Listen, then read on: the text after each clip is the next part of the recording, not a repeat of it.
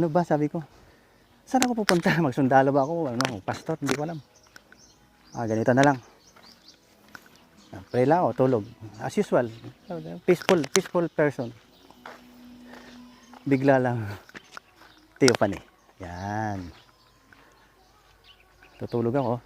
Hindi tulog. Ayan, ganyan. Parang full consciousness kayo. May nakita akong bird. Parang ibon. Bumaba sa akin, pumutok.